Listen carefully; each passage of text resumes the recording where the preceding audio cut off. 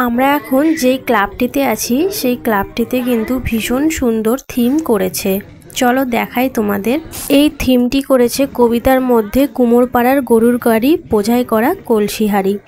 আর এই যে দেখো তার পাশে একটি নদী টাইপের করেছে বা বিল টাইপের, আর ওই পাশে ধানের গাছ আর বাঁশের বাতা দিয়ে করেছে ব্রিজ, যেটা কিন্তু সামনাসামনি দেখতে আরও অনেক সুন্দর লাগছিল।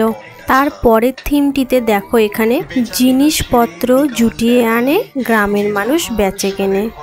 আর তার পাশে আরেকটি থিম করা হয়েছে যেটি হচ্ছে উচ্ছে বেগুন পটল মূলো। আর তার পাশে এইদিকে বেতের বোনা ধামা কুলো। আর এই যে দেখো ধামা আর কুলো কিন্তু সামনে রয়েছে।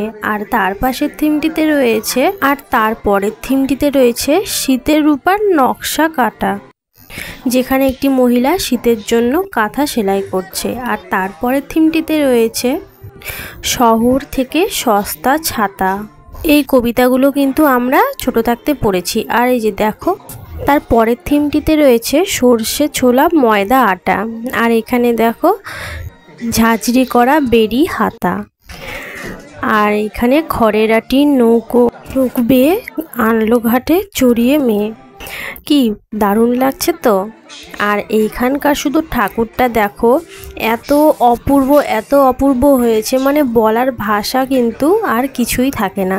দেখো কতটা সুন্দর হয়েছে। আর কার্তিক গণেশ কবিতা অনুযায়ী তার পরের থিমটি বন্ধ কানাই পথের পাড়ে গান শুনিয়ে কিন্তু বেশ সুন্দর লাগছে। ছেলেগুলো সাঁতার কাটছে কবিতা অনুযায়ী। পাড়ার ছেলে স্নানের ঘাটে জল ছিটিয়ে সাঁতার কাটে। তো তোমাদের কেমন লাগলো বলো অবশ্যই। আর এই যে আমার অষ্টমীর দিনের লুক।